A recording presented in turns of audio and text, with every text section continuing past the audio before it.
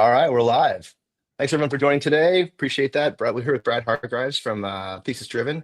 Thesis Driven is a media company focused on the built world. I don't know if anybody subscribed to his newsletter. It's super interesting, both from a prop tech perspective. I know from a CEO side of things, I get a ton of value out of it. In addition to just insights on the on what's going on in the built world, and not just for multifamily specifically. I think you wrote an article this week about home building, just like a lot of the news that's topical and relevant. I do recommend everyone listens to it or takes a read through it. Talking about getting to hell yes with Brad today. Another thing that Brad does, and we're in this program as well, looking forward to kicking off, is he helps prop tech founders re-articulate their value proposition so they can get to hell yes with real estate owners and managers and people within this vertical. So we had a chance to connect with Brad and offer to get on the show. And the point, one of the exciting things about Brad is that not only does he coach people on how to become better sellers in the world of real estate or the built world, but in addition, he's also got his own company that he's selling. So there's two different angles of the conversation to have. And like everything we talk about getting to hell yes, it's about trying to find the conversations that drive faster sales and orient themselves around problem solving versus solution pitching. And a big thing that those of us that sell into property management and real estate suffer from is that there's a lot of dynamics. Well, for as many similarities as there are, there's differences between every single prospect and target that you're talking to, and so that makes it a little bit. I don't know. That creates the opportunity for customized and personalized conversations. So, without further ado, Brad, if you tell us a little bit about yourself and what's the problem you guys solve at Thesis Driven. Awesome. Thank you so much for having me on the show today. Really excited to be here. So just a bit about myself. I'm an entrepreneur. I've been starting companies my whole life. I've built two companies at the intersection of tech and real estate. The first was more on the education side. We built a company called General Assembly, which became the largest trade school in the US teaching tech and design skills. Sold that in 2018.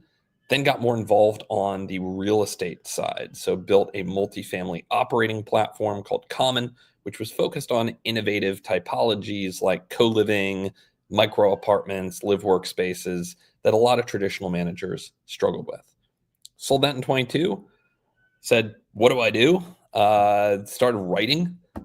Built this newsletter called Thesis Driven. Said, okay, twice a week, I'm going to write something about an innovative concept. Could be a new technology, could be a societal trend, could be a macroeconomic thing, could be a new financial innovation that's really driving the future of the built world. It was tailored initially toward developers and investors, but we've since really expanded the scope. And at this point, we have tens of thousands of subscribers from people all across the built world, interested in policy, interested in technology, interested in what's going to come of cities, urbanism, suburbs, etc.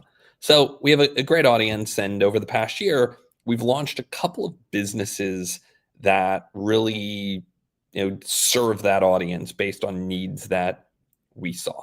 And one which you're in is our Selling into Real Estate Owners program, because we saw a big need for many people in the prop tech ecosystem to level up how they're selling into the real estate industry. So it kind of taps into 15 years of learnings I had selling into commercial owners, multifamily owners, property managers, asset managers, kind of the whole gamut. And I like to say it's not a sell me this pen kind of sales course. I'm not that kind of coach. It's really to fundamentally understand the problem that you're solving, that your customer has, put it in the vernacular, the language that your customer knows, and then be able to drive a lot of leads in the top of the funnel. And so you get as many shots on goal as possible. So that's the program. We have 5 different programs, but they're all really serving people in the real estate and prop tech ecosystems. What do you call that course? Yeah, that course is called Selling into Real Estate Owners. But we have 5 different programs. Okay. Yeah, we have some focused on capital raising, um, and intro to development. Those are more tailored to people who want to become real estate developers. And then we have a few programs a little Hmm. more focused on the prop tech, the operating, the vendor side. We have our selling into real estate owners program, and then we have one called Fundamentals of Commercial Real Estate, which is more intro real estate 101, real estate finance for people, newcomers to the industry who don't have that background, don't know what a GPLP structure is, don't know what a waterfall is, Right. don't understand how debt terms work, but that would be beneficial to what they're doing. Very cool. So when you take a look at kind of going back to the common conversation, the common experience, um, like you guys built something for a specific subclass within a subclass. Yeah. And how did you find the problems that needed to be solved there? Like what was your personal, did you have a personal experience with that, or did that just become obvious, or how did that Well, pop up actually as something to solve? kind of originated out of General Assembly. I mean, we had so many on the customer side. We had so many students that really struggled to find a place to live. Hmm. And we found many of them when they moved to a place like New York, DC, San Francisco, which is where our locations were. They wouldn't even look for an apartment, they would look for a room on Craigslist. And Hmm. on the flip side, you had owners that were always looking for more opportunities to drive NOI, drive Hmm. higher revenue from their properties. So we kind of put and two together and said, hey, there's this opportunity to create new types of housing that is higher NOI because you're increasing density, but has a lower sticker price and is a more managed roommate situation. So that became co-living. It became very popular, and of from the 2015 2021, around the time we sold perspective, Hmm. and we became the largest operator of that type of housing in the US. It's interesting, like the co-living conversation, just even like last night. So I'm here at the Happy Summit. Yeah. And you inevitably you end up around the bar at the end on day one or day two or day three. And and we were chatting last night about co-living and the arrangements that are happening within co-living and co-living insurance, and how that's all coming up. It's uh I had not been too exposed to that, the problems that exist within co-living, and then the ramifications that trickled into all different kinds of products. I mean, my life growing up with a roommate, it was like, don't drink my milk. It wasn't, I'm gonna insure my stuff independent of you're insuring your stuff. You know what I Yeah. mean? And that was kind of like, so it was insightful. Um, like when you're going to that market, like the common side of things, how did you find buyers? On the real estate side, or on the, because Well, we were well, kind actually, of better double question. sided in Better. that. Okay, that's a better question. Who was your buyer? So we had consumers Yeah, who needed a place to live. Frankly, we yeah, did not think as much about them. Not that we didn't care about the product, but there was so much demand for housing in these cities that the right. real bottleneck to our growth was selling into owners, selling into developers. And that was the much more complicated, nuanced, and I would say tougher sale, is Hmm. how do you get a developer that's been doing things the same way for 30 years to suddenly do things differently and build 3, 4, 5 bedroom apartments Hmm. designed with roommates in mind. That's a real challenge, and you have to hit that on multiple levels. You have to think about, okay, making the financial case, which Hmm. is pretty clear. You're generating higher NOI per square foot. You're generating, you're not raising construction costs very much. So if anything, you're decreasing them in a lot of ways because Hmm. you're building fewer kitchens per square foot. So you can make Okay. the financial case. That's actually pretty straightforward. The challenge is And all the it follows the heads and beds model, right? Like heads and it's just debts. putting That's more what it heads and beds. Right. Right. So the challenge is really, how do you overcome some of the veto holders that are in the process? So Yeah. often investors, their LPs are like, we've been generating great return just doing traditional multifamily. I know we're not blowing the doors off. Let's just keep doing that. Then obviously the lender is a big issue. So a Hmm. lot of what we think about in the course is, how do you identify veto holders and kind of proactively Hmm. work to design and this goes all the way back to product design. There's a Hmm. lot of what we would say is like, hey, here's the feedback our sales team is getting. How do we create different variations of the product that Hmm. are actually going to overcome these objections? So let's go back and say, okay, maybe we're going to blend some studios in with our 4-bedroom apartments, create kind of a mixed environment that still generates a much higher NOI, but it's less weird. It's less atypical. It's going to be less objectionable to a lender. Okay, Hmm. let's look at our sales motion in terms of who are we going out to? Are these, and how are we pitching this? Is it one site that is entirely co-living, or are we taking over a few floors or a wing or something like that? So creating that optionality for the sales team, starting with the product, Hmm. was really key, and then arming the sales team with data Hmm. on how have these things performed historically. What is the demand we're seeing in your market? So not just nationally, but Hmm. if we're selling in LA, what demand are we seeing in LA? What demand are we seeing in Chicago? What demand are we seeing in Miami? Understanding that and making it hyper local, really key. So then, why would a lender object to an innovation that could drive a higher NOI? Well, lenders don't get paid based on NOI. They're the Okay. first money out, so they have unlimited downside but Hmm. limited upside. So if the developer comes to them and says, "Hey, we're going to generate higher NOI," that doesn't make it into the lender's pocket. The worst that can happen is, they have a building that, is weird, and then Hmm. something goes wrong, and the lender doesn't know what to do with it. The lender has Hmm. to take over the property. If it's traditional multifamily, they have their favored manager they can go hand it to, and they Got it. they can underwrite that, and they know what's going to happen.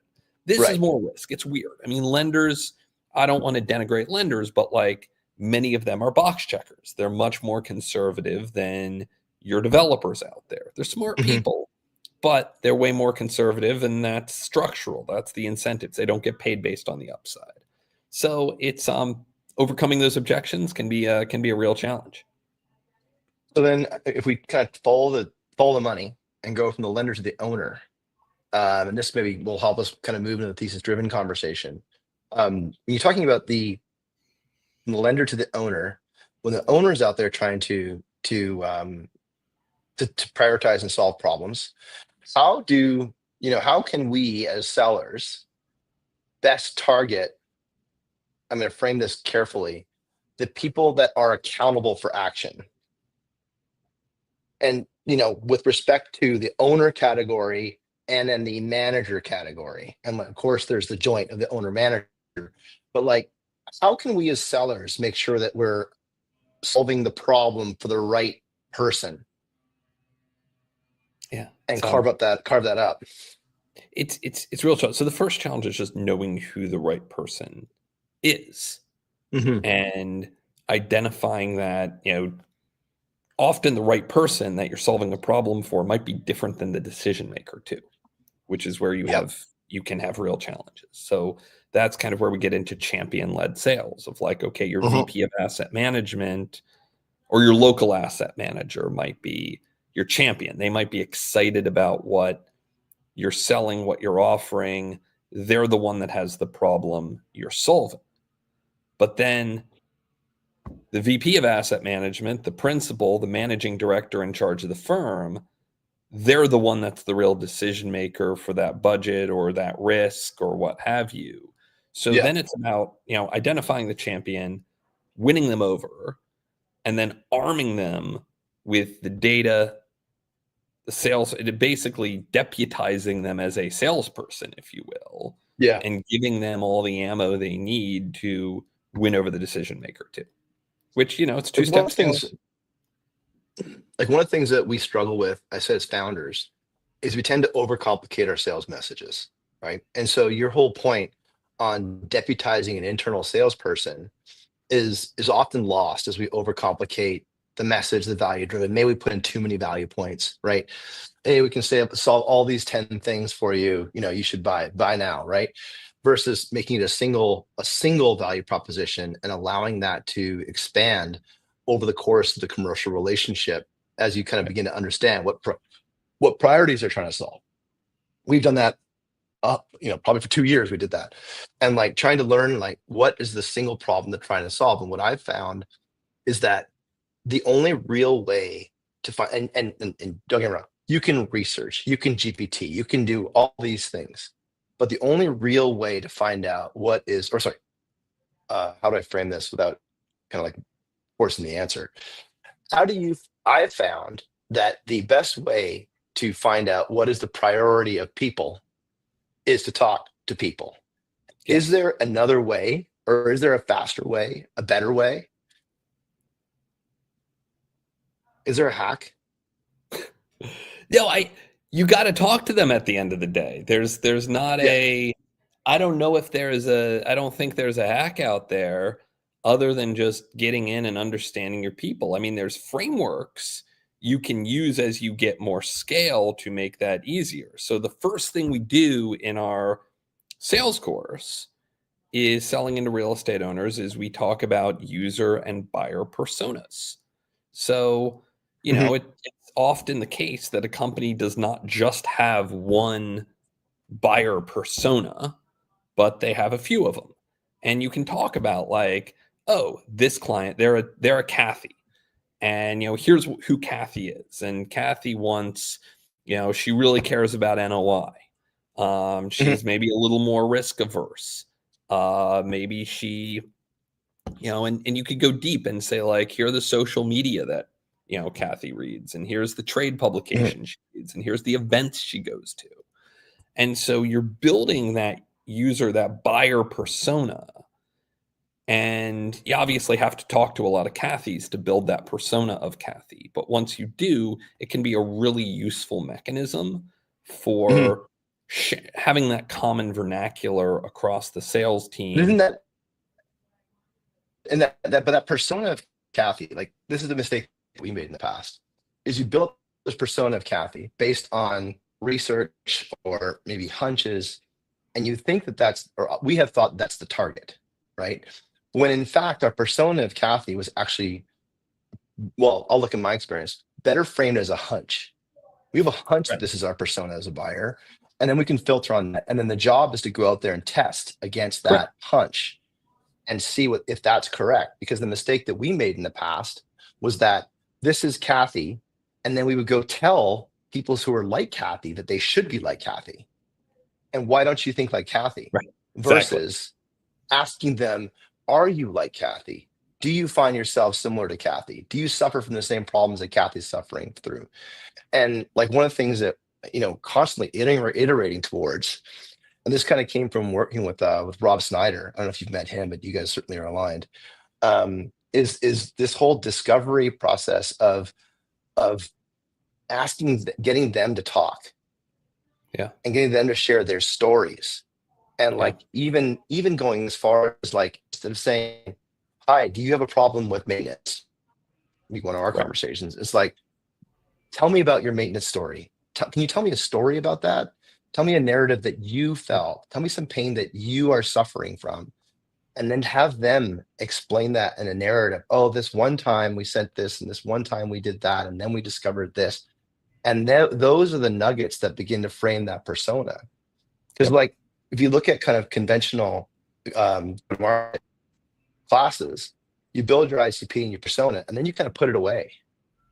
But it's Right. actually kind of, or at least our experience has been, you're actually always trying to work on that, and you almost want to go and disprove it. Like Yeah. we actually went on I did a one of our outbound campaigns was like, hey, Brad, I see you're director of maintenance. Given your experience, would like to get your feedback on telemaintenance for multifamily.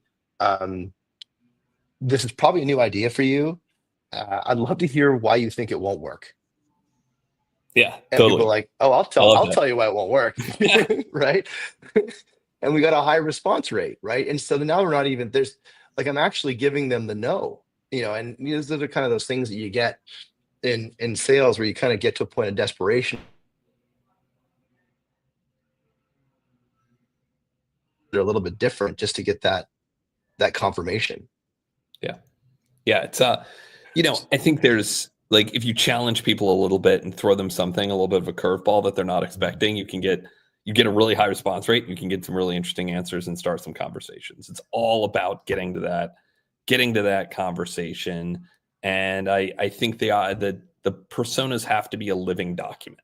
Like this can't Mhm. be like something that sits on a shelf somewhere and like it's the same 2 years later as when you started. It's got to evolve, and it's got to really inform and get baked into your sales training. Once you have a sales team, those are really useful Mhm. tools for helping them understand who are they talking to, what are the kind of questions that we need to ask to identify those personas and know who I'm talking to. But yeah, early stage, should be a constant interrogation of Yeah. the personas. When you're of the person, yeah. And when you're doing the I would say of the persona, right? Not of the Yeah, people that you're persona. talking Yes, to. not you're not Yeah. interrogating. You're the wrong word.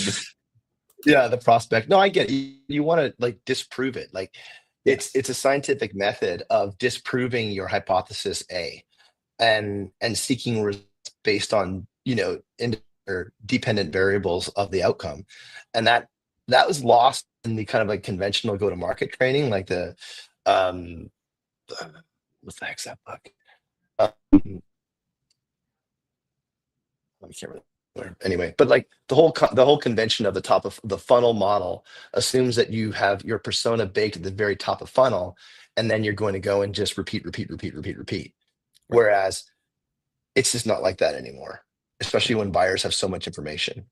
So when you talk about what you're talking about, is what prompted you to create this selling an owner's course? Yeah, it really came from just seeing a lot of prop tech companies out there. I mean, I'm probably out there talking to two or three prop tech companies a day and just seeing the Hmm. challenges they faced. And I've seen this pattern so many times of Hmm. you've got new technology, super interesting. You think it's going to resonate in the market. And the first place you go in the market is you go to the big real estate tech conferences. You go to Redcon, you go to Blueprint, you meet the big REITs, you meet some of the big allocators. They have a chief of innovation, they have a chief digital officer, head of technology, whatever. And so they make themselves known and they get themselves out there, but they can be challenging clients. Like they'll drag out a pilot for a long time. They have people there that are kind of dedicated to making reports and they'll take up a ton of your time and they may never pay you a dollar. Hmm. Whereas the great client might be someone with 10,000 apartment units in Ohio who's Yeah. never been to any of these conferences, who doesn't have a head of digital, who doesn't have a chief technology officer. The managing director, the owner of the business is the one making technology decisions, maybe informed by his VP of asset management, but Hmm. it's not, they're not going to trade shows. So we started this of just saying, how do we help these prop tech companies sell into that client, which is in many Hmm. ways going to be a better client than who they've been selling into. And there's a couple of pieces Yes. that, how do you reach that person? Because they're not always easy to reach. But then once you do reach that person, there's no translator there. Like those chief innovation officers, they act as a translator of, Oh they yeah, I take love that. in kind of the tech company speak and they can go to the managing director and say, hey, here's what this is, here's how it might impact our business. Mhm. Like you're selling to a middle market owner or developer, there's no translator. You have to speak the language. Yeah. So it's a big piece of this is just like, how do you speak the language? And then, so we do kind of the first half of the course is all on that. It's on like the real estate Hmm. industry and speaking real estate language. And then second Yep. half of the course is all on lead generation, funnel thinking. How do you reach these people? It's interesting, like prop tech, what I've observed from a prop tech perspective, and this is probably a natural thing, is that a lot of the new ideas are coming from outside the industry. I'm not from property management. I've never managed Right. a property in my life, but I did a ton. I did 20 plus years of maintenance centralization for industry, right? So for me, it's very easy to port over my experience and kind of like see the problems that I choose to recognize in property management, but I'm Yeah. unable to. It's there's a translation that I have to do in my head to speak to them, and sometimes I don't know the words that they're using, and it can even differ, like we said earlier, from owners and operators. They'll speak different Right. languages, and even parts of the geographically they have to speak different languages, Correct. And right? different And so asset like classes, understanding, yeah, different asset totally. classes within real estate speak different languages. I mean, you talk to a big office owner, they're going to name things differently in many cases than like a Sunbelt multifamily developer. And just and we try to teach this as much as possible. Like a lot of these financial terms, there's a lot of overlap between them. So someone who's talking about, you know, return on cost, like cash on cash yield, unlevered yield on cost, those are all very related terms. And we can get into the nuances of how they might differ, but that from a tech sales perspective, you just mostly have to know they're all kind of the same thing, and that's what they're talking about. So Yeah, there because we can't is create 100 decks. We've got to get good at one right, deck or maybe two decks. And then because we've got to navigate the navigate the nuances of the conversations or the offshoots of each conversation and what the point is in every single slide. For yep, a while there, like in our company, we were creating a new deck for every single customer, right? Which is exhausting. And we were also way all over the place in terms of like who our ICP was. We had such a high level ICP. It was like people that are breathing. That was kind of like the extent of it. Right. And so totally, like we couldn't really filter on that and Zoom info or on sales nav to find the people to talk to because it was everybody. And that was a real that there's a high cost of effort in terms of even the top of funnel sales motion. And we had no repeatability. So we didn't get known for anything. right, We've changed that. We're focusing on a single market. And even as we peel back the market, we find that there's the sub verticals have their own issues. Like I'm just even an easy like build to rent versus single family rental, right? A lot of people want to try and lump those into a single vertical, but they have two very different problems. One scattered very different, site, one's horizontal apartments, right? right, And like, I'll say BTR is kind of closer to garden style with respect to the challenges that they face. Low density, 16 units per property, maybe 100, maybe even better than some low density garden style, right? And so, but people tend to want to classify them as one or the other. And so when we go to sell, they may even identify yeah, as one or the other. And then we try and go and sell into them. And it's like, oh no, they suffer from a different problem. And so right. you end up having like we have like kind of like offshoots in the single same sales deck as they begin to share with us how they identify themselves. Then we go and say, okay, well, this is for a different, sub vertical. Let's move into this vertical here and have that conversation. I mean, one of my favorite examples there is just that so many prop tech founders, sales leaders don't understand is the difference between build to hold versus build to sell. Different Yeah. strategies that developers take. If you're selling into a merchant builder, that's a very different process. It may not even be a qualified lead, depending on Mhm. what you're selling, if they're taking the building to market as soon as it's stabilized, versus a long-term holder, a core investor. That's a totally different thing. The asset might be identical. The building Mhm. might look exactly the same, but based on the business plan of the owner, might have two totally different go-to-markets. So And it I'm going to guess that people would also learn that they have totally different banking covenants and banking arrangements. yes, And so like that is often where the buck does stop. And one of the things that we talk about in this show all the time is the time wall. And something that I've come to observe, and it's hard to find, is that a time wall emerges when a refi begins to happen or is in the forecast for an owner. And I'm learning, and this is kind of in real time, that like the owner's influence in property operations begins to crescendo as you approach that refi. Because all of hmm a sudden the data really matters. And if the right, refi has already happened, then they can kind of like coast for a bit because they've got a couple of years before they got to do something. And those external forces create that time wall that otherwise didn't exist. And I find it interesting, on our side, as we kind of double click on some of those questions, and it can appear to be a little bit intrusive to begin to ask those, especially if you're maybe talking to someone who's an owner operator and they don't want to disclose. But it does show that you understand their business and what motivates them, and that you've had a few sales cycles under your belt that you can go and say, well, I know this really matters to you. Do you have a refi coming, or are you, what's vacancy like, and then you can get them to really kind of talking to you um, about the things they need to solve. Yeah. No, that at least showing that you know the terminology and that you Yeah. understand their business that is so key. It's part of the empathy, and I believe empathy is a big part of the sales Yeah. process, is understanding the challenges that they're facing and what they're seeing in their business. And so understanding what they're, where are they in their lending cycle? That's a key factor. You know, another big time wall is the annual budget, like understanding kind of how they do their budgeting process.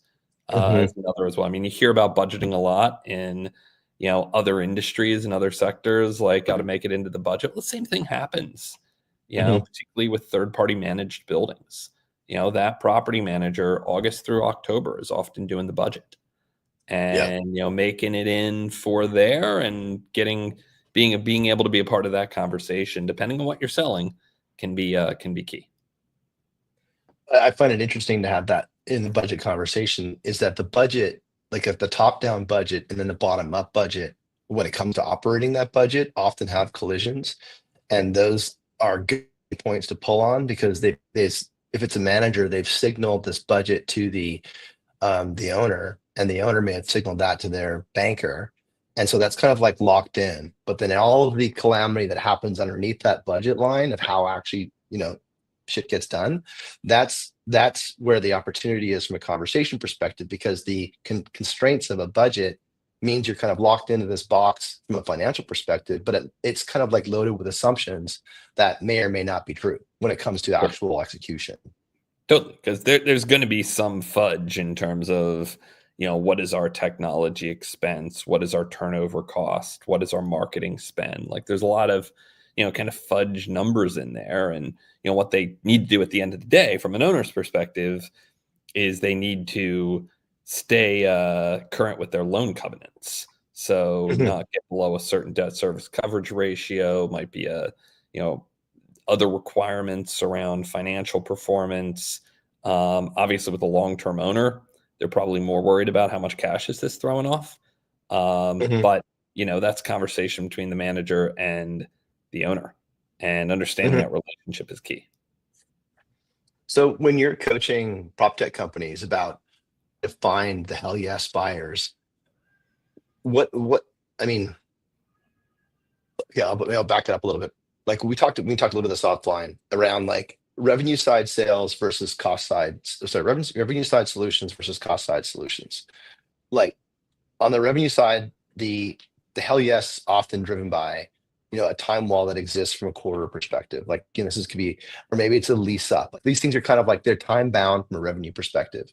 On the cost side, like the time is a bit mushier. How do people, or what have you seen in terms of trying to elevate that cost or that time wall for cost saving type solutions? Because we're kind of heading into this. Why I'm framing it that way is it feels like, and correct me because you have more data on this than I do. I choose to read the data that I want to read. You read it all. It was like, it feels like we're heading into an operational excellence cycle in Yeah, in real estate, right? In property management. And that feels different than so I'll split that into, it feels like we're moving into a price taking environment versus a price making environment. And price takers are forced into OpEx, operational excellence disciplines, versus price makers don't necessarily have to be as around operational excellence. They should be about increasing pricing, grabbing revenue, et cetera. So as we move into this, if you do or don't agree with that, how do we create time walls for our prospects or our buyers, or how do we discover time walls in our prospects when it comes to yes, cost saving solutions? totally. And my view on this is we have been in this frame of cost saving and operational excellence taking top billing for more than 12 months now.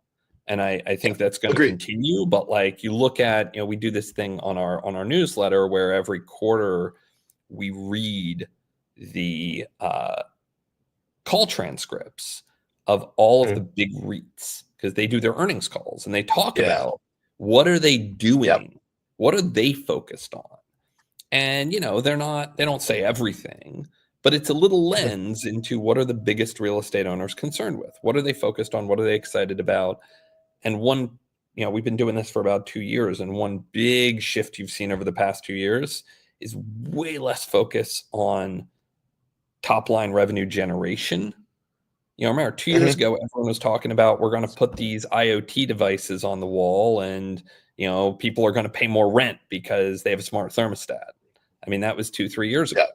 for a lot of these REITs, and now it's all about centralization, back office automation. We're going to use AI. We're going to do this stuff faster. We're going to do better fraud detection, all this stuff. Mhm. So, getting to your question, time walls are a lot tougher when it comes to cost savings. You know, Hitting a budget cycle, that's one. Understanding what their business plan is. So it's not so Mhm. much creating time walls as like discovering what's there today. Like, are they going to take the building to market at some point? Do they have a refi coming up, which we talked about earlier?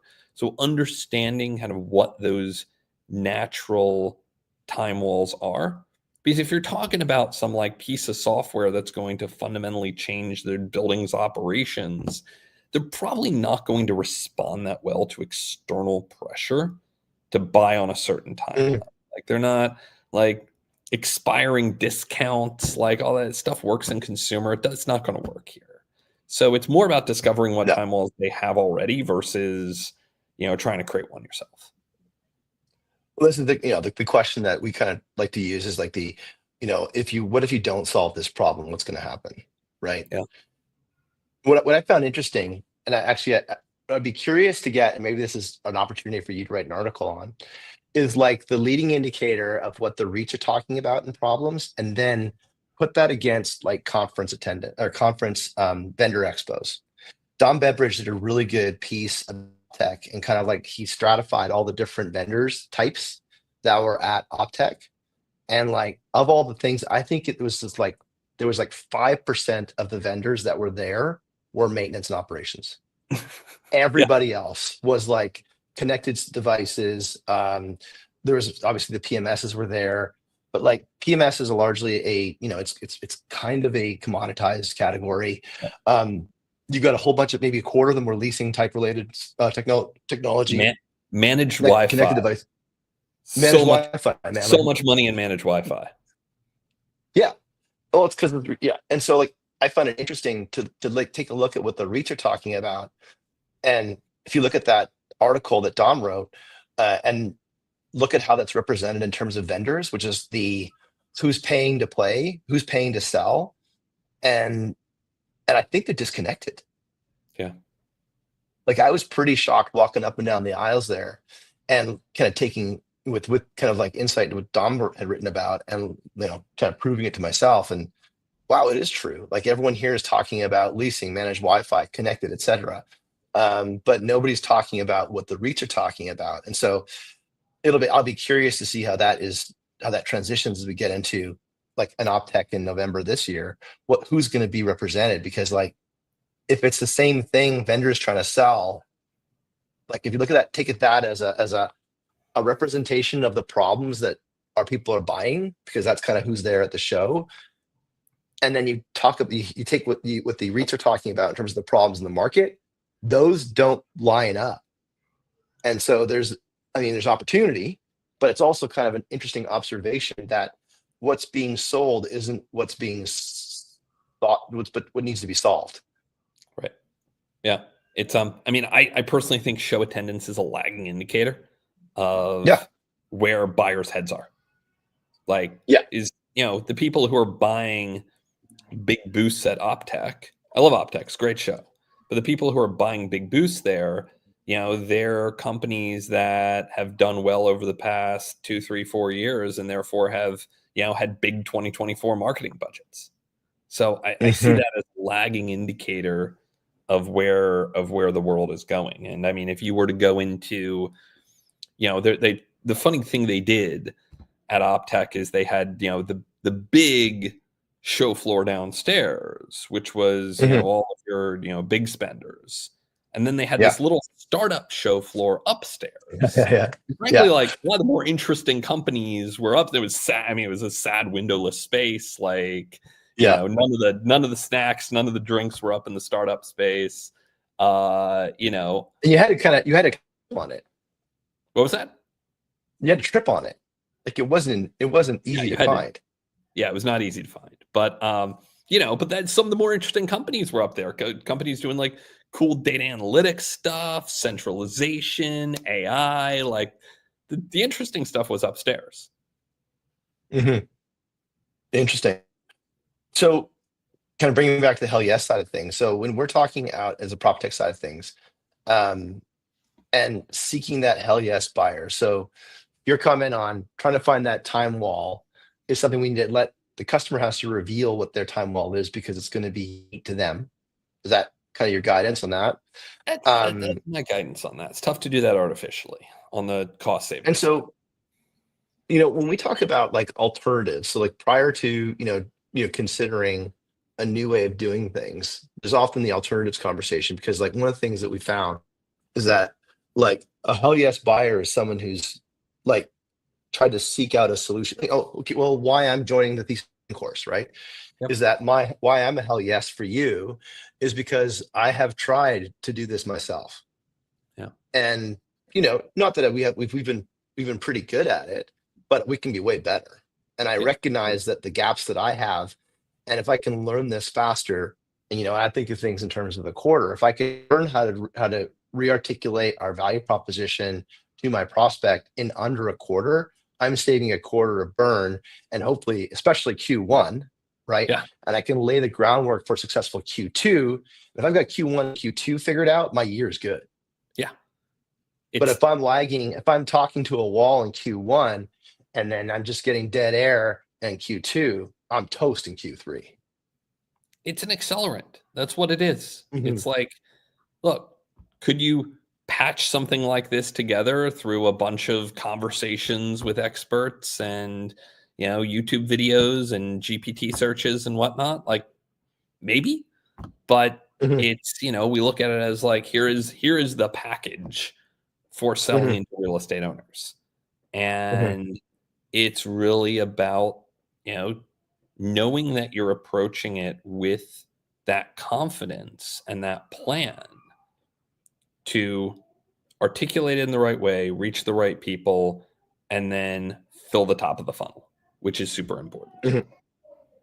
And then measure what you're doing Um, and think about it in terms of a yeah, funnel. I mean, it's remarkable the number of prop tech employees who don't think about it in terms of a funnel. Sales leaders, all the really? way up, starting with, of course, like at the bottom of the sales funnel, they do it from like lead to call to conversion. But I don't want to start with lead. I want to start with page view. I want to start with awareness. I want to start at the Sure. top of the funnel.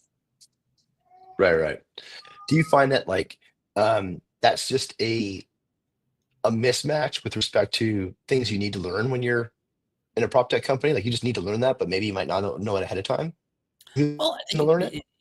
so people come at prop tech from all different perspectives and all different angles. And like some of them Hmm. have a ton of sales experience. Like they're like, I know how to do Hmm. lead generation, I know how to sell, but they don't know real estate and they don't have the vernacular down. And that's in some ways like the easiest thing to solve. You just have to like Hmm. level up on kind of understanding the industry and the world you're in. And then you have people Hmm. who, are technical, man. They've built an incredible product. Maybe they understand a little bit about the real estate industry. They've done some customer interviews, but like can't get out of their own way on lead generation. They don't understand thinking about things in terms of the funnel. They don't think about sales at scale.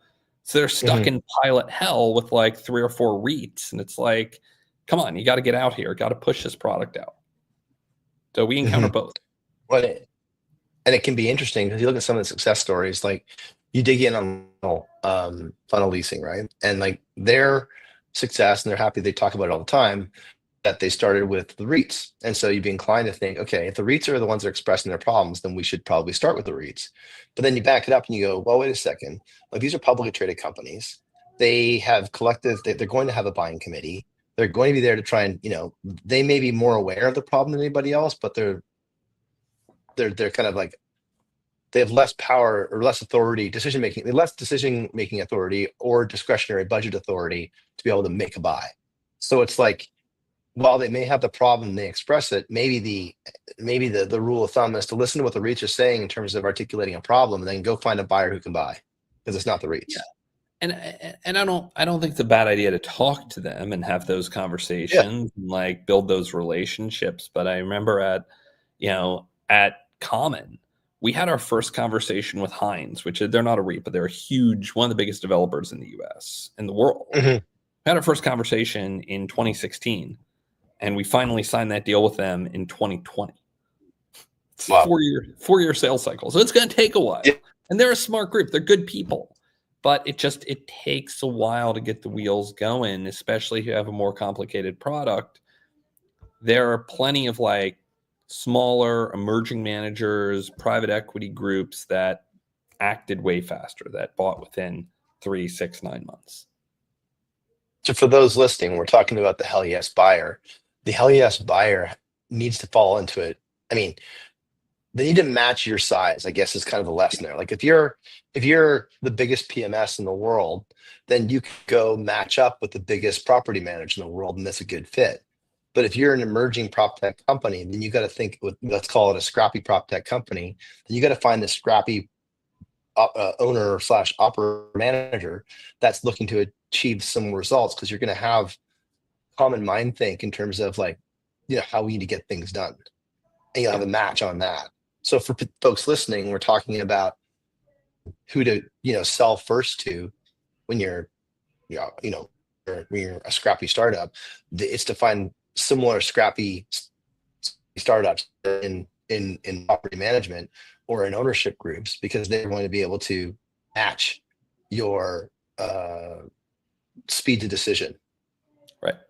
And I say emerging manager very intentionally, of like, you want a company that has a real estate firm that has aspirations to get really big, but selling into generational owners is totally doable. I know a lot of people who have success doing that. It is its own challenge as well, separate from selling into a private equity group that has, 10 buildings under management, wants to get to 50 in the next 2 years. So those are each their own kind of personas. So thinking hard about how you want to approach that is key if you've got any kind of product you're selling into real estate. What are the typical objections that people offer up and to prop tech? Like, are you a way to articulate that? Is there a way to answer that question? Like, what people often hear? Well, it obviously depends a lot on what you're. Yeah, what I'm you're trying to figure out a way. And what you're doing. So I would say, the biggest barrier is just inertia. Like, there is a way they've always been doing it. And the first step is getting them to recognize there's a problem with how they're doing it today. Because so many people look at it and say, we've done it this way for 30 years. We can keep doing it this way. Maybe we'll save a couple of bucks if we do it this other way, but this works. It's fine. It's familiar.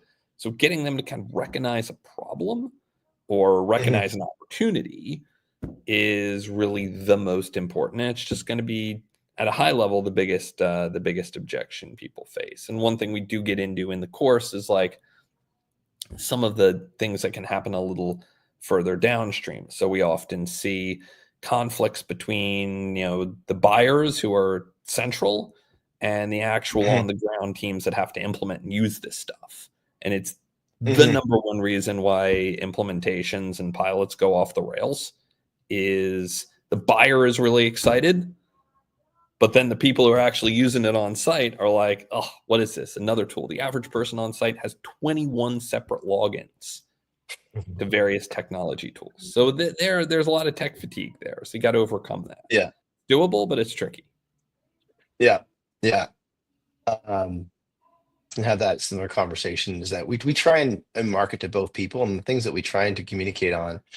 And again, like I use the word try because we put the effort in, and it's inconclusive in how it's landing because you don't really get that feedback until you're in Yeah. battle. Um, but at least it helps us figure out a way to frame ourselves for the people that are on the ground, like the experts. And what we all often hear is that, they're often unenthusiastic about the change, but maybe with a perceived alternate. If we've got an excited buyer, and then we're cascading the change down to the users, and the users object because they're too busy, not right now, maybe later, kind of like the classic, let's just punt. Um, and then we'll offer an alternative to that and say, well, we can do the work for you. We can outsource it and get on. And then they get engaged right away because they're feeling a threat of having that work. This is going to happen with or without me. So I may as well Right. join in. And so while we offer often that we'll do the expert work, we deliver on it. Yeah. Because the maintenance team, they realize that this is going to happen with or without them. Right. And so they jump in. Yeah. And it can happen in the same conversation, So it is interesting because there is a bit of psychology there, and it's not intended to be a bluff, but it's like, well, we can solve this a different way if that's something that's interesting. If you are too busy, I acknowledge that and totally get that. We can do this way, and then maybe that'll save you some time. And they go, well, I really actually would rather do it ourselves. Right. Absolutely. They still want to own it. They still want to own it. They're just kind of putting up blockers because they just don't want the change, because change is kind of like annoying. When you're Change out is there hard. talking and coaching, change is hard. Um, what's the one thing that people need to recognize in this sales cycle, as they're crafting a strategy, or they're thinking about their messaging, or having a sales call? If you could give one takeaway for people, to kind of like to mobilize around, with respect to finding and getting hell yes buyer, closing deals. What's the piece of advice you'd like to remind people about? Empathize. Like, just empathize with the buyer, with the person on the other side of the conversation. Um, and there's multiple reasons for that. I mean, one, I think it will generate a better conversion rate, a better conversation. You'll learn more about the customer. But two, it is the foundation for a better relationship.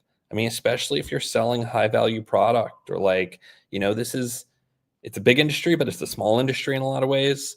Like, Mm-hmm. starting with a sense of empathy and relationship building is such a good foundation for what you're doing as a salesperson, as a sales leader in the real estate industry today. So just starting the Can you conversations with empathy is really how I would can do you that. That's can you give first an and foremost example of about that? learning. Yeah, it is. About Can you learning and can you give an understanding their example of that? problem. I mean, it's Yeah. not like, hearing their sob story and talking about that. It's Mhm. about, what are you facing? What are the problems you're facing at your job today? Understanding that and just coming at it with that perspective. So then, and I think that for like, while we can understand the definition of empathy, like executing on empathy can be a challenge when we're excited we've got. Yeah. And so we end up talking about what we have to offer versus double clicking on what they're trying to solve. Yeah. And that comes off as, we may frame the problem that they maybe should have, but we're not actually asking them what the problem that they have. Yep. Exactly. Very cool. Empathy. I love it. I think that in fact, I was just redoing, just iterating on our sales deck a little bit.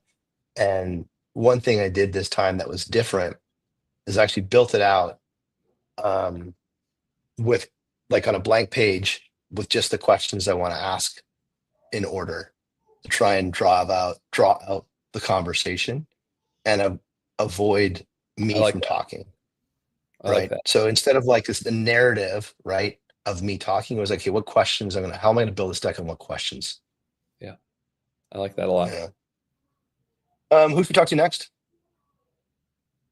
Sorry, I missed that. Who should we talk to next? Oh, people are great at sales. Yeah. Oh my Yeah. god. There's so many different types of like great salespeople and people who are going out there selling a product. I mean, you have someone who is, coming from a very, like, I should say, wonky perspective, like very data driven, someone like LD Salmonson at Cherry, super smart dude, built one of the best data companies in real estate today. You have someone like Roman Padan at Casa, done an incredible job getting short-term rentals into,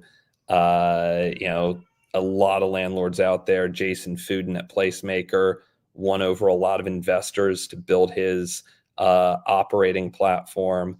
So there's a handful of names, people who are just three very, very different types of sales leaders, executives, founders at prop tech companies. Well, those are all three new names to me. So I'll reach out to them. I'll drop your name, see what comes up. Out of three, I should get one. You never know. That's the top of funnel. They're good people.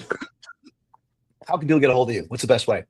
Yeah, you reach me at brad@thesisdriven.com, or on LinkedIn, Brad Hargreaves, or just check out our site, thesisdriven.com, or courses.thesisdriven.com is where you can find all of our educational programs. Very cool. And do you also have a data set that you're marketing? Yeah, so it's a bit of a side project we've built over the past 2 years. We have the largest database of real estate developers and owners out there. Yeah. It's a prospecting database for anyone selling into the real estate industry. And would that be, comparative to CoStar, to ALN, those kind of things? Yeah, Just so people it's have a a frame. little different than Obviously, CoStar it's and ALN. better. It Yeah. is, CoStar is super expensive, first of all. We are Yes. $99 a month. They have site-specific information. Ours is not site-specific. It is just what developers are building in a given city, and then what are they building thematically? Who's doing ground-up multifamily? Who's doing office? Who's doing industrial, data centers? And then contact information. So we go deep on contact information, all the department leaders of each, with email, phone, LinkedIn. So it's great with prospecting oriented database, less focused on investors, brokers, et cetera. Will we get a chance to kind of play with that in the course? Yeah, so we talk about it a little bit in the course. So yeah, happy to chat more about that in the course. Very cool. Awesome. All right. Well, thanks for listening. Thanks for today. Thanks for everyone for listening. This has been super insightful. I mean, the closing is the takeaway is empathy. Getting a hold of Brad is at thesisdriven.com or the courses.thesisdriven.com. Obviously, you want to reach out to me. I'm on LinkedIn. You're probably right one click from chatting with me at any given moment. Please follow or subscribe on Apple or Spotify. Add comments or ratings to the podcast. It's us. It's very helpful to help keep this thing going, and really help us get kind of more conversations. So like what Brad's doing with the selling and owners thing, we want to make sure people get different perspectives on how to sell into property management and real estate, and curate thousands of conversations around what people are doing that are successful. Anything else to add before we close off? No, it's a great conversation. Thanks so much for having me on.